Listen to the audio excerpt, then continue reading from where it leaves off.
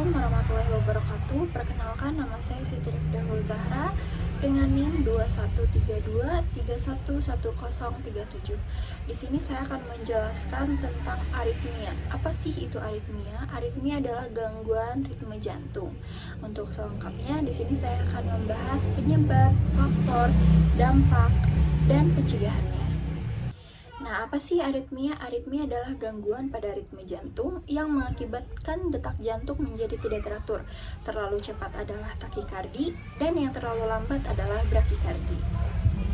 Nah, kondisi ini terjadi ketika impuls listrik yang mengatur detak jantung tidak berfungsi dengan baik.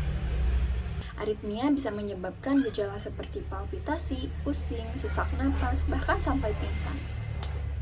Untuk penyebabnya bisa berupa penyakit jantung, ketidakseimbangan elektrolit, stres, atau faktor gaya hidup tertentu seperti konsumsi alkohol berlebihan atau merokok.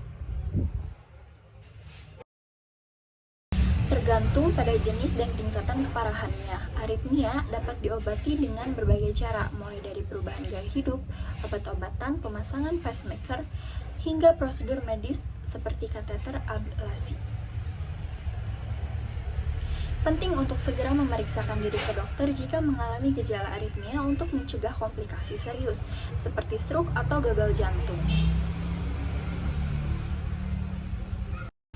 Aritmia adalah gangguan pada irama detak jantung yang menyebabkan detak jantung tidak teratur, terlalu cepat yaitu takikardi, dan terlalu lambat adalah brakikardi, atau bahkan tidak teratur sama sekali.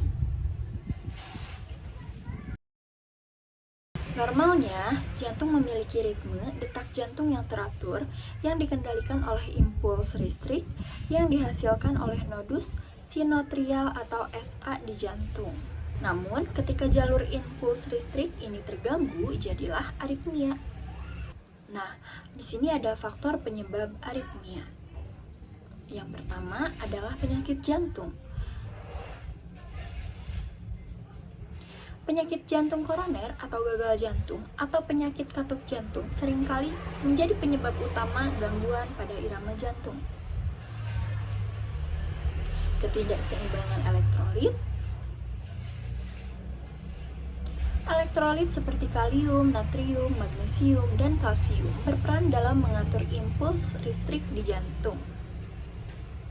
Dan ketidakseimbangan kadar elektrolit ini dapat memicu aritmia, penyakit atau gangguan lain.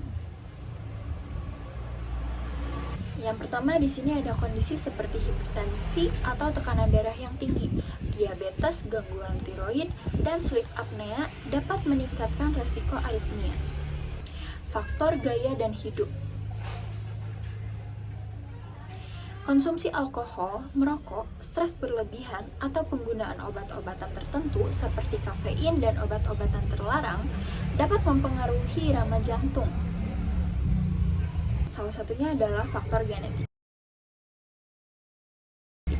Beberapa orang memiliki riwayat keluarga dengan gangguan irama jantung atau kondisi genetik tertentu yang meningkatkan resiko aritmia tersebut. Yang selanjutnya adalah usia. Orang yang sudah tua cenderung memiliki resiko yang lebih tinggi untuk mengalami aritmia karena perubahan fisik pada jantung seiring bertambahnya usia. Gejala aritmia apa saja sih? Yang pertama ada palpitasi, yaitu detak jantung terasa cepat atau tidak teratur. Yang kedua, pusing atau pingsan ketika aliran darah ke otak terganggu akibat irama jantung yang tidak teratur.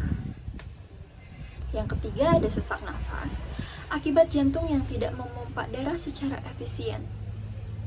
Keempat, nyeri dada. Pada beberapa jenis aritmia dapat terjadi ketegangan atau nyeri pada dada. Yang kelima adalah kelelahan, perasaan lelah yang berlebihan akibat penurunan efisiensi jantung. Nah, apa sih pencegahan aritmia? Di sini ada beberapa pencegahan. Yang pertama itu adalah mengelola penyakit jantung. Yang pertama, mengobati penyakit jantung seperti penyakit jantung koroner, gagal jantung, atau penyakit katup dapat membantu pencegahan aritmia. Menjaga keseimbangan elektrolit pun perlu, Karena mengonsumsi makanan yang kaya elektrolit seperti kalium, magnesium dapat membantu menjaga keseimbangan mineral di tubuh dan mengurangi resiko aritmia. Selanjutnya di sini ada mengatur gaya hidup sehat. Yang pertama, berhenti merokok dan mengurangi konsumsi alkohol serta kafein yang dapat mengurangi resiko aritmia. Yang kedua, mengatur stres dengan teknik relaksasi atau meditasi juga dapat membantu. Yang ketiga adalah olahraga teratur. Berolahraga secara rutin seperti jalan kaki, lari ringan, atau yoga dapat meningkatkan kesehatan jantung dan mengurangi resiko pada gangguan irama jantung. Dan memeriksakan kesehatan secara rutin juga perlu, karena untuk menjaga tekanan darah tetap normal dan mengontrol kadar gula darah, terutama pada penderita diabetes, dapat mencegah komplikasi yang meningkatkan resiko aritmia. Selanjutnya di sini ada mengonsumsi obat sesuai petunjuk. Jika dokter meresepkan obat untuk kondisi tertentu seperti hipertensi atau hipertiroidisme, pastikan untuk meminumnya sesuai instruksi untuk mencegah dampak buruk pada irama jantung. Pengobatan aritmia. Obat-obatan. Dokter mungkin meresepkan obat aritmia untuk mengontrol irama jantung atau obat-obatan lain untuk mengatasi penyebab yang mendasari. 2. Pemasangan pacemaker untuk pasien dengan bradikardia. Pacemaker dapat dipasang untuk mengatur detak jantung.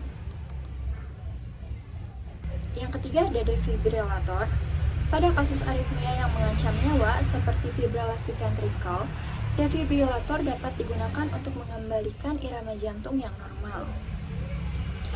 Yang keempat ada kateter ablasi. Prosedur medis untuk menghancurkan jaringan penyebab aritmia jantung. Nah, mungkin cukup sekian pemaparan dari saya tentang aritmia jantung atau gangguan irama pada jantung. Kurang lebihnya dimohon maaf. Assalamualaikum warahmatullahi wabarakatuh.